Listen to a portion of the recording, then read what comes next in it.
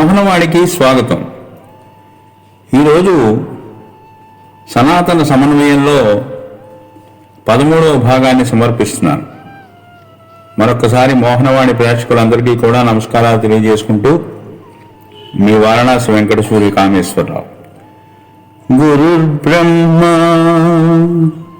గురుర్ విష్ణు గురుర్దేవో మహేశ్వరః గురు సాక్షాత్ పరం బ్రహ్మ తస్మై శ్రీ గురవే నమః. అజ్ఞానతిమిరాంధస్య జ్ఞానాంజనశలాకయా చక్షురున్మీలితం येन తస్మై శ్రీ గురవే నమః. ఈరోజు గురు శిష్య సంబంధం అనేటువంటి విషయాన్ని మనం అందరూ కూడా ఇప్పుడు తెలుసుకుందాం. ప్రస్తుత కాలంలో ఈ విద్యా విధానం ఎంతో మార్పుకు గురయ్యింది. ఈ ఉపాధ్యాయులు గురువులు వారి వారి సంసార జీవనాన్ని కొనసాగించుకోవడానికి వేతనాలు తీసుకుంటూ ఉద్యోగాలు చేస్తున్నారు. అది సహజమైనటువంటి విషయమే. అదేవిధంగా కొన్ని చోట్ల గురు శిష్య సంబంధాలు చక్కటి అనుబంధాన్ని పెనవేసుకుని చక్కగా కొనసాగుతున్నాయి. కానీ చాలా చోట్ల ఈ గురు శిష్య సంబంధాలు అంత ప్రేమానురాగాలతోటి ముందుకు వెళ్ళటం లేదు. ఏం చేద్దంటే మన యొక్క భారతీయ సంస్కృతిలో గురుకులాలకి ఎంతో చక్కని పేరుంది. పూర్వం గురుకులాలతోనే అందరూ కూడా చదువుకునేవారు, గురుకులాల్లోనే గురువులు ఉండేవారు. వారంతా కూడా శిష్యుల్ని చాలా వాత్సల్యంతో చూస్తూ వారికి అన్ని శాస్త్రాలు వారికి అభ్యసింపజేసి వారికి చక్కటి ఒక మార్గదర్శనం చేసి జీవనయాత్రలోకి వాళ్ళందరినీ కూడా పంపించేవారు. ఇటువంటి చక్కటి గురుకుల వ్యవస్థ మన భారతీయ సంస్కృతిలో తప్ప మరెక్కడా ప్రపంచంలో మనకి ఎక్కడా కూడా అటువంటి విధానం మనకి కనబడదు. ఈ విధంగా గురు శిష్య సంబంధం అనేటువంటిది మన యొక్క సంస్కృతిలో ఒక గొప్ప ప్రాముఖ్యతను సంతరించుకుంది. అలాగే ఒక గొప్ప ప్రయోజనాన్ని కూడా సంతరించుకుంది. అటువంటి గురు శిష్య సంబంధం ఇటీవల ఈ విజ్ఞాన శాస్త్ర బోధనలు, ఈ యొక్క రకరకాల శాస్త్ర బోధనలు ఇవి రావటం, ఈ విజ్ఞాన శాస్త్రం అభివృద్ధి చెందటం, వాటి మూలంగా సామాజిక శాస్త్రాల పట్ల కొంత చిన్నచూపు చూడటం కూడా జరుగుతోంది. అసలు సామాజిక శాస్త్రాలు పటిష్టంగా ఉంటేనే విజ్ఞాన శాస్త్రం యొక్క ప్రయోజనం కనబడుతుంది. అంతేకాని సామాజిక శాస్త్ర యొక్క అవగాహన లేకుండా ఈ విద్యార్థుల్ని ఒక విజ్ఞాన శాస్త్రం గురించే బోధించడం వల్ల ఈ సమాజానికి ఉపయోగపడేది ఏమిటి కూడా లేదు.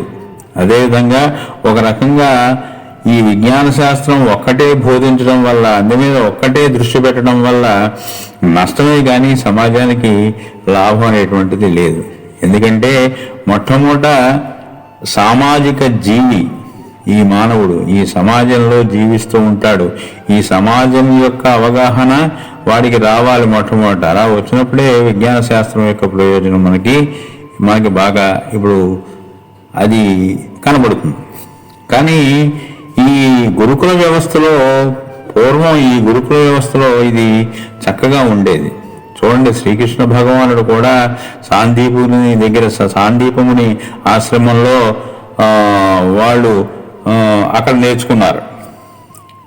శ్రీకృష్ణ భగవానుడు, కుచేలుడు వీళ్ళందరూ కూడా ఆ సాందీప మహాముని దగ్గర విద్యనే అభ్యసించారు. అలాగే ఎవరైనా సరే వశిష్ఠ మహాముని దగ్గర శ్రీరామచంద్రుడు, లక్ష్మణుడు, భరతశత్రుఘ్నుడు ఆయన దగ్గర విద్యను అభ్యసించారు.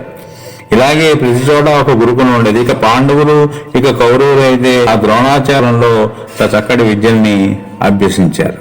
ఈ విధంగా ఒక గురుకుల వ్యవస్థ ఉండేది మనకి. ఈ నలంద విశ్వవిద్యాలయం కూడా అటువంటి గురుకుల వ్యవస్థ మన దేశంలో ఉండేది.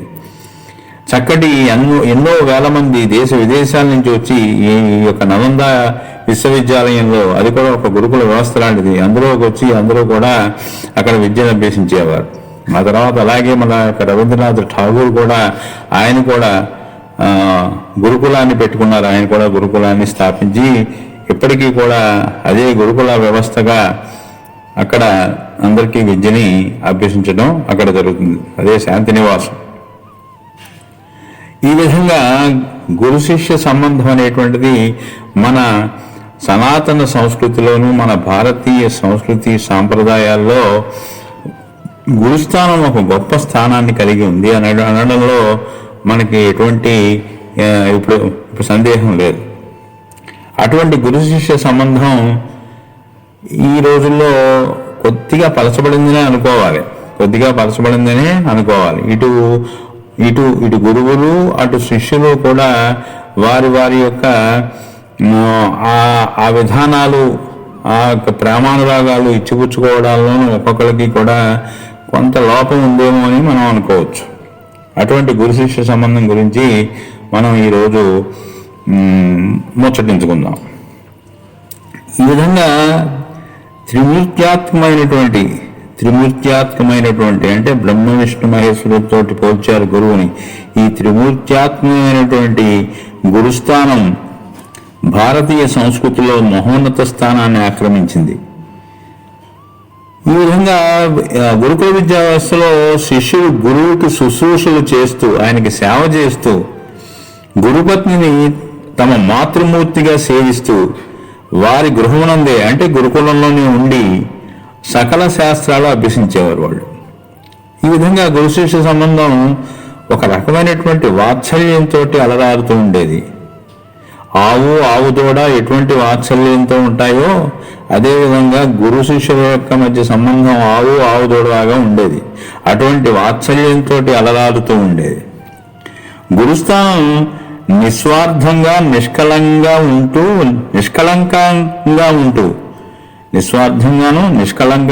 ఉంటూ లోక కళ్యాణం చేకూర్చేటువంటి అనేక శాస్త్రాలను, విద్యలను బోధించేది గురుస్థానం. విద్యాభ్యాసం పూర్తయిన పిదప శిష్యులు స్నాతకులై గురువుల అనుమతితో వారి వారి ప్రాంతాలకు చేరి స్వధర్మాచరణతో వివిధ వృత్తుల్లో ప్రవేశించి లోకోపకారం చేసేవారు. వాళ్ళందరూ కూడా రకరకాల వృత్తుల్లో ప్రవేశించి వారి వారి యొక్క వృత్తులుండే వాళ్ళ యొక్క తాత ముత్తాతల నుంచి వచ్చేటువంటి వృత్తుల్ని వాళ్ళు ఆచరిస్తూ స్వధర్మాచరణతో వివిధ వృత్తుల్లో ప్రవేశించి లోకోపకారం చేసేవారు. అచంచలమైనటువంటి గురుభక్తికి ప్రతిఫలంగా సంపూర్ణమైనటువంటి శాస్త్ర జ్ఞానాన్ని వాళ్ళు పొందేవారు. ఆ గురుభక్తి మొట్టమొదటి ఆ గురువు మీద భక్తిగా ఉండడం వల్లనే ఏ శాస్త్రమైనా కూడా ఆ శాస్త్రంలో ఉన్నటువంటి సంపూర్ణమైనటువంటి ఆ విషయ పరిజ్ఞానాన్ని ఆ శిష్యులకి ఆ గురువులు అందించేవారు. అటువంటి గురు శిష్య పరంపర కాలాంతరంలో లోపభూయిష్టంగా మారుతుండడం మనకి ఒక రకంగా చూస్తే అత్యంత ఆందోళన కలిగించే విషయమే. ఏం చేతంటే రజోగుణ తమోగుణ ప్రభావం వలన సంస్కృతి సాంప్రదాయాలు ఒక రకంగా చూస్తే విలువను కోల్పోతున్నాయి. వ్యాపారాత్మకమైనటువంటి ఇప్పుడు విద్య కూడా ఒక వ్యాపారం అయిపోయింది. ఏది వ్యాపారం కాగలదో అవే వ్యాపారం అయ్యాయి. ఇప్పుడు విద్య, వైద్యం రెండూ కూడా వ్యాపారాత్మకంగానే మారిపోయాయి. అదే మనకు గొప్ప దురదృష్టం ఏంటంటే విద్య, వైద్యం ఈ రెండూ కూడా ఎప్పుడూ వ్యాపారాత్మక ధోరణితో ఉండకూడదు. కానీ మన దురదృష్టం ఏంటంటే ఆ రెండే ఇప్పుడు వ్యాపారాత్మకంగా మారిపోయాయి. ఇక అమానవీయ శాస్త్రముల వల్ల ప్రయోజనం కంటే నష్టమే ఎక్కువగా కలుగుతుంది. ఇప్పుడు చాలా వరకు చూస్తున్నాం సైన్స్ విజ్ఞాన శాస్త్రం అంటున్నావు, కానీ ఆ విజ్ఞాన శాస్త్రం యొక్క ప్రతిఫలాలు అంటే ఇప్పుడు చూస్తున్నాం మనం వాటి నుండి విజ్ఞాన శాస్త్రం నుండి ఇప్పుడు కనుగొనబడినటువంటి అనేక పరికరాలు ఒక రకంగా చూస్తే ఆ సూత్రాలు, ఆ సిద్ధాంతాలు అనేకం చూస్తుంటే అమానవీయంగానే ఉంటున్నాయి తప్ప మానవీయతను పెంపొందించేవిగా కనబట్టలేదు. ఉదాహరణకి తీసుకుందాం, ఇప్పుడు బాంబు ఉంది, అణుబాంబు ఉంది. అది అణుశక్తిని కనిపెట్టారు మొట్టమొదటి శాస్త్రజ్ఞులు, కానీ తర్వాత డైనమైట్ కనిపెట్టారు. కానీ ఈరోజు ఆ అణుశాస్త్రం వల్ల ఎక్కువ ప్రయోజనం కంటే దాని నుండి పుట్టినటువంటి ఈ యొక్క అణుబాంబులే ఈరోజు చాలా భయానకంగా తయారయ్యి ఈ దేశాల మధ్య ఒక రకమైనటువంటి భయాన్ని, ఒక రకమైనటువంటి ఖర్చు, విపరీతమైనటువంటి ఈ ఖర్చు పెడుతూ ఆయుధాలు తయారు చేసుకుంటూ ఈ విజ్ఞాన శాస్త్రం మరి ఆ అణుశక్తిని ప్రయోజనకరంగా చేసిందా లేక భయాందోళనకు గురి చేసిందా అనేటువంటిది మనం ఆలోచిస్తే అది ఒక రకంగా చెప్పాలంటే ఇప్పుడు చాలా ప్రమాదకరమైనటువంటి పరిస్థితుల్లోనే ఆ అణుశక్తి అనేటువంటిది మనకు ఉపయోగపడుతోంది. అదేవిధంగా చాలా చూస్తున్నాం ఈ రోజున ఇంకా చెప్పుకోవాలంటే విజ్ఞాన శాస్త్రంలో మనకి కనబడకుండా పరోక్షంగా యువతని, ఇటు బాలబాలికల్ని చాలా విపరీత ధోరణులకు గురి చేస్తున్నది ఏమిటో మనకి తెలుసు. ఏమిటది? Mobile phone. ఈ మొబైల్ ఫోన్ వల్ల, ఈ ఇంటర్నెట్ అలా ఉండడం వల్ల ప్రతి వాళ్ళ చేతుల్లోకి మొత్తం విశ్వమంతా వెళ్ళిపోయింది. కానీ దాన్ని చక్కటి ప్రయోజనకరంగా ఉపయోగించుకునే వాళ్ళు ఇప్పుడు కొంతమంది అయితే దానివల్ల ఈ బాలబాలికలు ఈ యువత చాలా నష్టపోతున్నారు. అందులో ఉన్నటువంటి విషయాలు ప్రమాదకరంగా మారి ఈ యువతని, ఇటు బాలబాలికల్ని కూడా ఈ రోజుని పెడద్రోవన పెడుతున్నాయి. మరి విజ్ఞాన శాస్త్రం యొక్క అభివృద్ధిని ఆపగలమా అంటే ఆపలేము. దాని యొక్క ప్రభావం ఎప్పుడూ ఈ మానవాళి మీద ఉంటూనే ఉంటుంది. కానీ మనం ఆ విజ్ఞాన శాస్త్రాన్ని ఉపయోగించుకోవడంలో చాలా తెలివితేటలు ఉపయోగించాలి, చాలా విచక్షణ ఉపయోగించాలి. అందుకనే ఈ పెద్దలు ఈ విజ్ఞాన శాస్త్ర పరికరాలను ఉపయోగించేటప్పుడు, ముఖ్యంగా ఈ మొబైల్ ఫోన్ను ఉపయోగించేటప్పుడు కొన్ని పరిమితులు చెప్పాలి. పిల్లలకి విశదీకరించి దానివల్ల కలిగే నష్టాలు, కష్టాలు చెప్తూ వాళ్ళకి స్వేచ్ఛను ఇవ్వాలి. స్వేచ్ఛనివ్వకుండా ఉంటే అది మరీ ప్రమాదం. స్వేచ్ఛను ఇవ్వద్దని ఎవరు అంటలేదు, కానీ దాని యొక్క విచక్షణ మాత్రం వాళ్ళకి ఖచ్చితంగా చెప్పాలి. దీన్ని ఎలా ఉపయోగించుకోవాలో అనేటువంటి విధి విధానాల్ని పిల్లలకి ఉపాధ్యాయులు, ఈ పెద్దలు ఎప్పటికప్పుడు చెబితే ఇటువంటి ప్రస్తుతం జరుగుతున్నటువంటి విపరీత పరిణామాలు మనకి అవి తగ్గుతాయి. అవి తగ్గుతాయి పూర్తిగా కూడా. మనం మంచి వాళ్ళ జ్ఞానాన్ని కనుక కలగజేస్తే ఎలా ఉపయోగించుకోవాలో చెప్తే కనుక ఇటువంటి విపరీత ధోరణులకు పోకుండా యువత ఉంటారనేటువంటిది నిజం, చెయ్యొచ్చు ఒక రకంగా. కాబట్టి ఇటీవల అనేక ఆవిష్కరణల వల్ల సృజించబడ్డ వస్తు సామాగ్రి ఈ సమాజాన్ని భ్రష్టు పట్టిస్తోంది, చాలా ప్రమాదంగా మారిపోయేవి. కాబట్టి మొట్టమొదట ఉపాధ్యాయులు ఖచ్చితంగా ఇటువంటి విజ్ఞాన శాస్త్ర పరికరాల మీద చక్కటి అవగాహనని ఈ యొక్క విద్యార్థులందరికీ కూడా కలిగించాలి. కాబట్టి ప్రకృతితో సహజీవనాన్ని ప్రేరేపిస్తూ స్వధర్మాచరణను పాటించేవిగా ఎప్పుడూ ఈ శాస్త్రాలు ఉండాలి. ప్రకృతితో సహజీవనం చేయడం అంటే ఈ సమాజంతో సహజీవనం చేయడమే. ఈ సమాజంలో ఉన్నటువంటి అందరి పట్ల ఒక మాతృభావం, ఒక సోదర భావం, ఇటువంటి భావాలతో సహజీవనం చెయ్యాలి అనేటువంటి విధానాన్ని ప్రేరేపించేవిగా ఈ శాస్త్రాలు ఉండాలి. కాబట్టి స్వధర్మాచరణను పాటించే విధంగా ఉంటూ ప్రోత్సహించేవిగా ఉండాలి.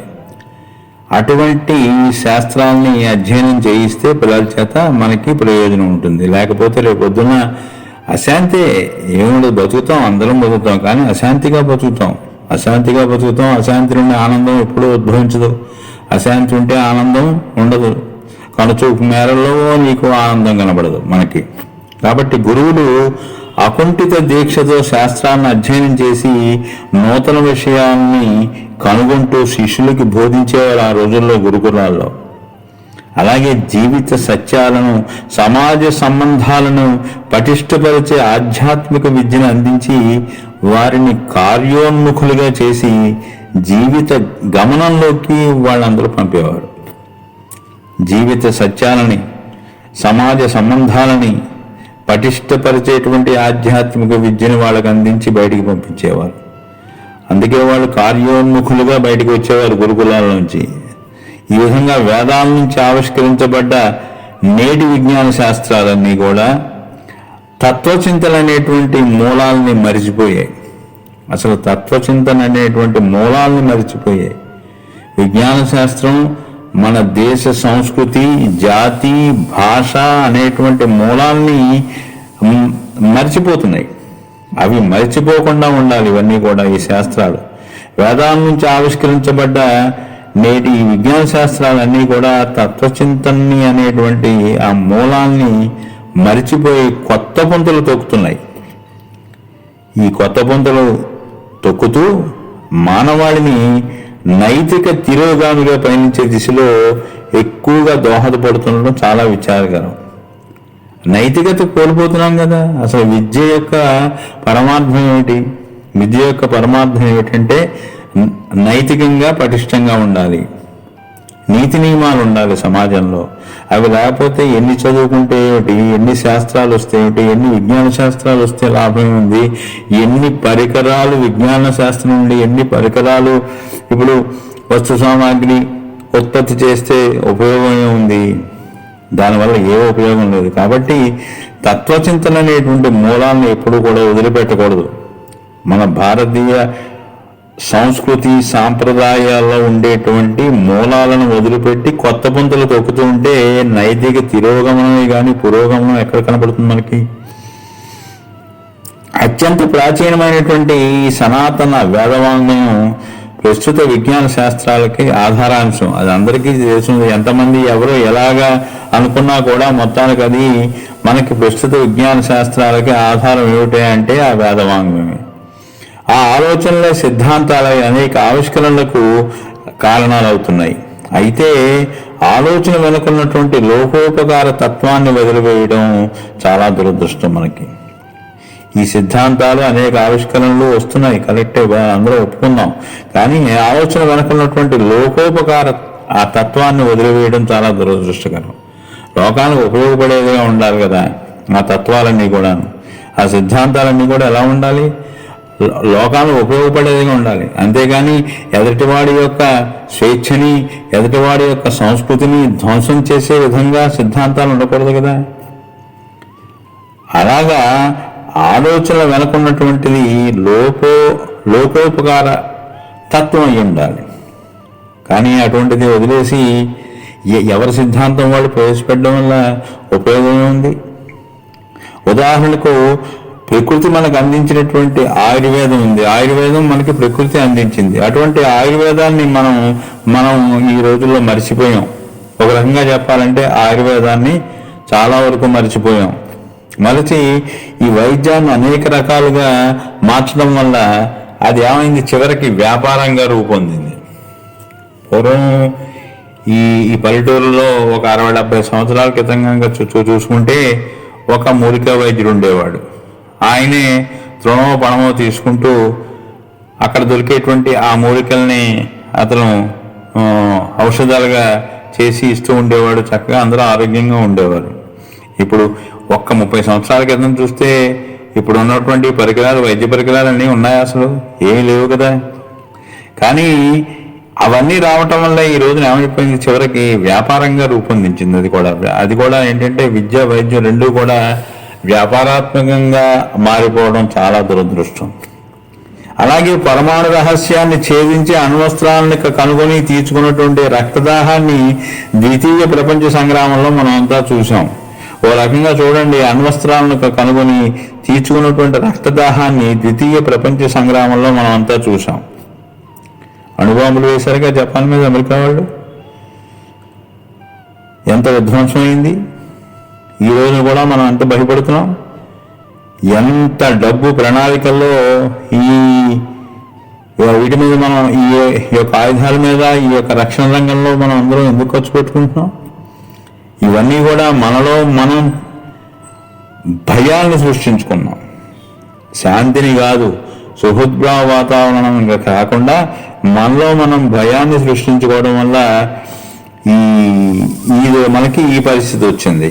ఇలాగా ద్వితీయ ప్రపంచ సంగ్రామంలో మనం ఇదంతా చూసాం. అలాగే శాస్త్ర వినియోగం మానవ ప్రయోజనం కంటే ప్రమాదాలనే కొని తెస్తున్నటువంటి తీరు మానవ వినాశానికి దారితీస్తుందనడంలో ఎటువంటి సందేహం లేదు. ఈ శాస్త్ర వినియోగం మానవ ప్రయోజనం కంటే ప్రమాదాలనే కొని తెస్తున్నటువంటి తీరు మనకెంతో భయాందోళన ఇప్పుడు మనకి కలిగిస్తోంది. మన యొక్క ప్రాచీన గురుకుల వ్యవస్థ పదార్థం గురించి కాకుండా యథార్థం గురించి పరిశోధన చేసింది. అసలు యథార్థం గురించి అక్కడ పరిశోధన చేసింది. ఏమిటి ఈ మానవ జీవితం యొక్క యథార్థత ఏమిటి అనేటువంటి దాని మీద పరిశోధన చేసింది. కాబట్టే ఆ యుగాలన్నీ కూడా చక్కగా అలా ఉన్నాయి. యథార్థం గురించి పరిశోధన చేసింది, పదార్థం మీద కాదు. గురు శిష్యుల సంబంధం పవిత్రంగా ఉండేది. అప్పుడు గురుస్థానాన్ని పొందాలంటే సకల శాస్త్ర పారంగతులుగా కృషి చేయాల్సి వచ్చేది. గురువు కూడా ఆ గురుస్థానాన్ని పొందాలంటే సకల శాస్త్ర పారంగతులుగా కృషి చేయాల్సి వచ్చి ఉండేది. కృషి చేసేవారు వాళ్ళు అన్ని శాస్త్రాల్లోనూ అకుంఠిత దీక్షతోటి వాళ్ళు చక్కగా ఆ శాస్త్రంలో ఉన్నత స్థానాన్ని పొంది అప్పుడు గురువుగా వచ్చేవారు. కానీ నేడు మానవీయ శాస్త్రాలు మరుగున పడిపోతున్నాయి. సోషల్ స్టడీస్, అదే ఇందాక మనం ఇప్పుడు చెప్పుకున్నాం, సాంఘిక శాస్త్రాలు ఒక రకంగా మానవీయ శాస్త్రాలు అవి, వాటి మీద దృష్టి తగ్గిపోయింది. అవి ఒక్క మార్కుల కోసం చదువుతున్నారు. కాబట్టి ఈ రోజున ఈ మానవీయ శాస్త్రాలు, ఈ సాంఘిక శాస్త్రాల పట్ల, ఈ సామాజిక శాస్త్రాల పట్ల ఎప్పుడైతే చిన్న చూపు చూస్తున్నామో విజ్ఞాన శాస్త్రం ఒకటి ఎందుకు పనికిరాదు. సామాజిక శాస్త్రం యొక్క విజ్ఞానం ఎప్పుడైతే వాళ్ళలో ఉంటుందో ఆ విద్యార్థి బయటకు వస్తాడో ఆ శాస్త్రాలతో అప్పుడే వాడు ఈ సమాజానికి మేలు చేయగలడు, లేకపోతే కీడే చేస్తాడు. కానీ నేడు మానవీయ శాస్త్రాలు అన్ని మరుగున పడిపోతున్నాయి. భాషా జ్ఞానం పలసపడిపోతుంది, భాష కూడా పలసపడిపోతుంది, భాషా జ్ఞానం కూడా పోతోంది. అనేక రకాల భాషలు అసలు మాతృభాషని పూర్తిగా వాడికి అందించట్లేదు. మాతృభాష మీద పూర్తి స్థాయిలో పట్టు సంపాదించలేకపోతున్నాడు. ఈ లోపుగానే రకరకాల భాషలన్నీ వాడికి చెప్తున్నాం మనం. ఎవడైతే మాతృభాష మీద పట్టు సాధిస్తాడో వాడే మిగిలిన భాషల్ని కూడా క్షుణ్ణంగా నేర్చుకోగలడు. ఇది 100% నిజం. ఇది ఇంకేతంటే మాతృభాష అనేటువంటిది మన యొక్క జీన్స్లో ఉంటుంది, మనలో ఉంటుంది. అది ఆ మాతృభాష రక్తంలో కలిసిపోయి ఉంటుంది, అది నాడుల్లో కలిసిపోయి ఉంటుంది ఆ మాతృభాష. మనం ఏ భాష నేర్చుకున్నా క్షణకాలంలో మన యొక్క ఈ మెదడులో దాన్ని తర్జుమా చేస్తాం. ఏ భాష అయినా సరే మాతృభాషలోకి తర్జుమా చేయకుండా నీ మెదడులో నీకు అర్థం కాదు. కాబట్టి మాతృభాష యొక్క విలువ అంతుంది, అది మన రక్తంలో ఉంది. కాబట్టి మాతృభాషలో మొట్టమొదట నిష్ణాతులుగా తయారు చేయాలి గురువులందరూ కూడా. అందుకే భాషా జ్ఞానం పలసపడిపోతుంది. అణువు పరమాణువు చుట్టూ పరిభ్రమిస్తున్నటువంటి విద్య ఆత్మ పరమాత్మల ఉనికిని విస్మరించింది.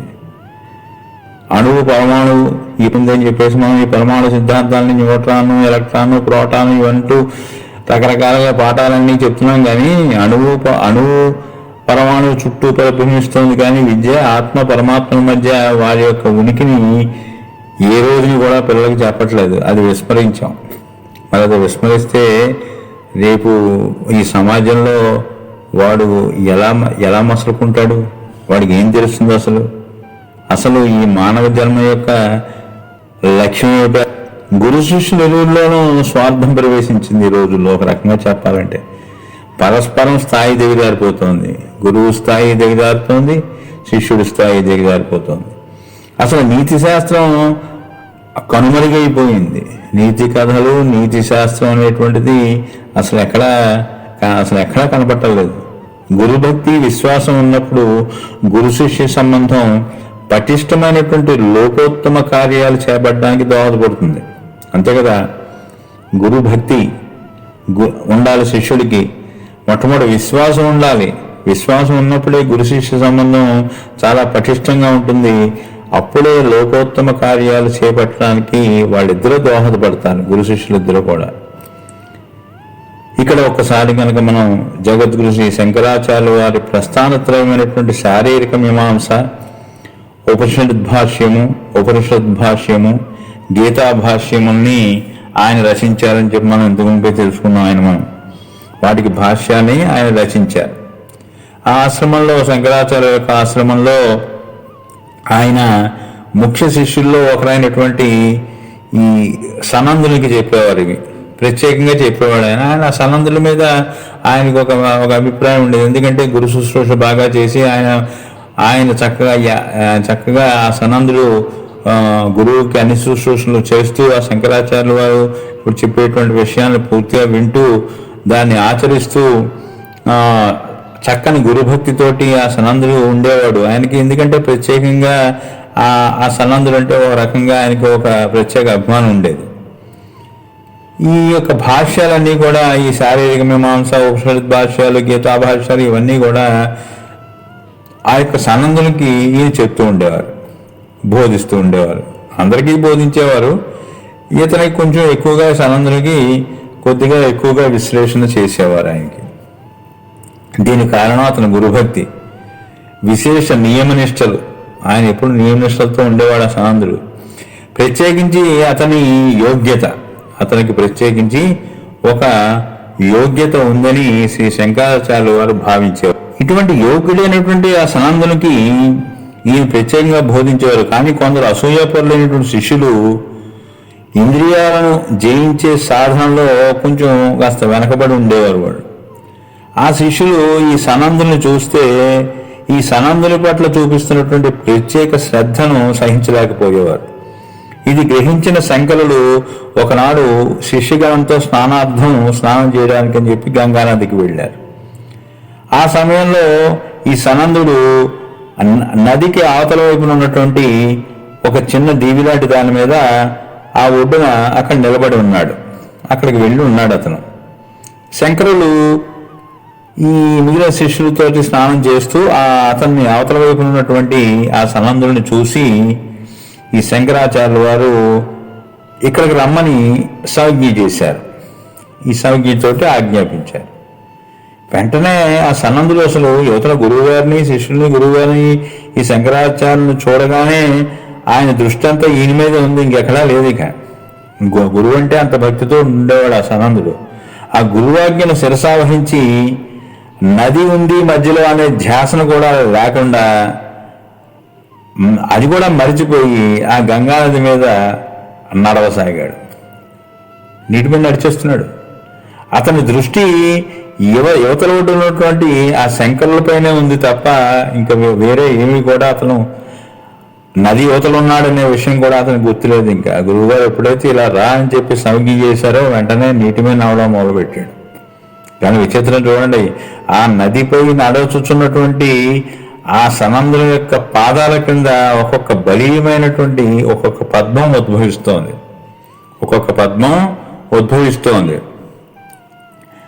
బలీయమైనటువంటి ఒక్కొక్క పద్మం ఉద్భవించడం చూశారు మిగిలినటువంటి శిష్యులు. ఈ నదిపై ఆ నడుస్తున్నటువంటి ఆ సనందుని ఆ పాదాల కింద ఒక్కొక్క బలీయమైనటువంటి ఒక పద్మము, ఒక బలీయమైనటువంటి ఒక ఆకు కూడా, ఒక ఆకు తామరాకు అన్నమాట, అవి కూడా ఉద్భవిస్తున్నాయి. ఆ పద్మములపై నడుస్తున్నానటువంటి, పద్మాలపై నడుస్తున్నాననేటువంటి కూడా అతనికి తెలియదు. ఆ విషయం కూడా ఆ సనందుడికి ఏమాత్రం తెలియదు. గురువాజ్ఞను భక్తితో వెంటనే పాటించడం ఒకటే ఆయనకి తెలుసు. అదే ఆయన కర్తవ్యం. అందుకే సనందుడు అలా నడుచుకుంటూ అద్భుత దృశ్యాన్ని చూసినటువంటి శిష్యగణం సంభ్రమాశ్చర్యాలకి గురయ్యే చాలా ఆశ్చర్యపోయారు వాళ్ళు. ఏంటిది? సనందులపై ఆ శంకరులకు ఉన్నటువంటి వాత్సల్యానికి కారణం అప్పుడు బోధపడింది వాళ్ళకి. ఓహో, ఈ యొక్క సనందుల మీద ఎందుకు మన గురువు గారికి ఎంత వాత్సల్యం ఉంది చూడండి. ఎంత అద్భుతంగా అతను గురువు చెప్పగానే నది మీద నడుస్తున్నా అన్నటువంటి ధ్యాస కూడా లేకుండా యువతలకి రావటం, అతని పాదాల కింద తామరాకులు, తామర పువ్వులు, ఆ పద్మాలు రావటం, వాటి మీద అలా నడుచుకుంటూ యువతల ఒడ్డుకు వచ్చేసాడు.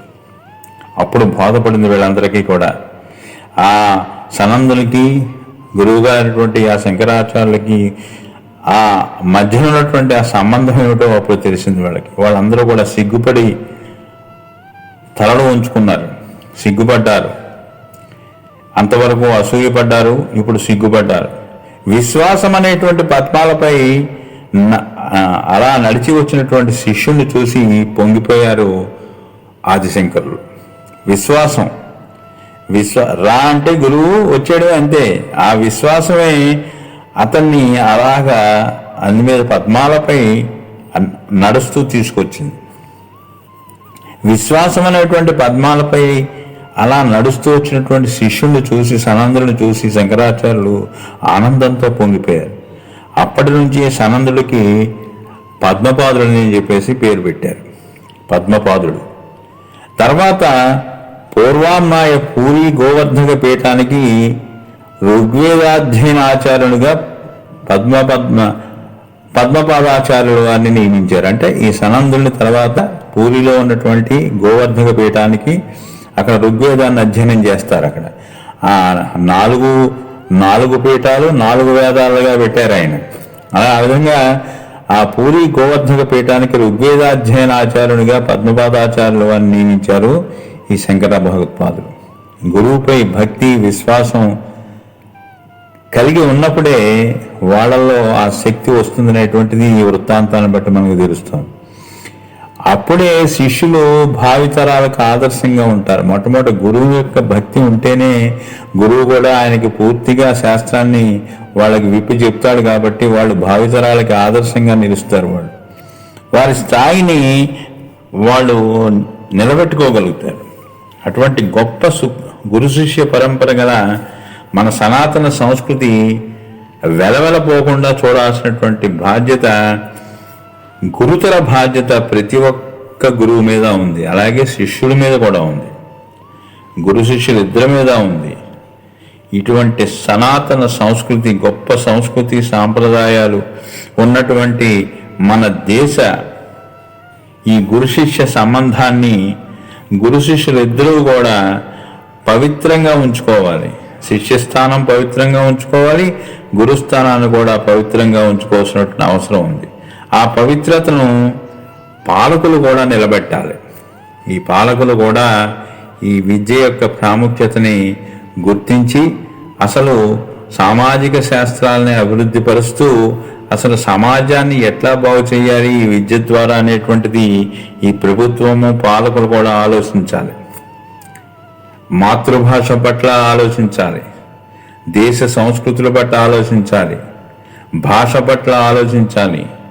ఇవన్నీ కూడా చూసుకుంటూ మొట్టమొదట ఏదైనా సరే, ఏ దేశ సంస్కృతి అయినా సరే మాతృభాష మరిచిపోతే అది మరణంతో సమానం, అందులో అనుమానమే లేదు. ఇక మాతృభాషే లేకపోతే అది అది మరణంతో సమానం. అది అలాగే దేశ సంస్కృతి సాంప్రదాయాన్ని మరిచిపోవడం కూడా అది మృతప్రాయమైనటువంటిది. అందువల్ల నిస్వార్థమైనటువంటి గురువులు మాత్రమే లోకోపకారులైనటువంటి శిష్యగణాన్ని తయారు చేస్తారు. వేతనం తీసుకుంటున్నా కష్టపేసి నిస్వార్థంతో అసలైనటువంటి ఆ శిష్యుల్ని తయారు చేసిన వాడే అసలైన గురువు. ఆయనే ఆ గురుస్థానాన్ని అలంకరిస్తాడు. ఎంతో పేరు సంపాదించుకుంటాడు, ఎంతో మంది శిష్యుల్ని సంపాదించుకుంటాడు. నిస్వార్థమైనటువంటి గురువులు మాత్రమే లోకోపకారులైనటువంటి శిష్యగణాన్ని తయారు చేస్తారన్నలో ఎటువంటి అతిశయోక్తి లేదు.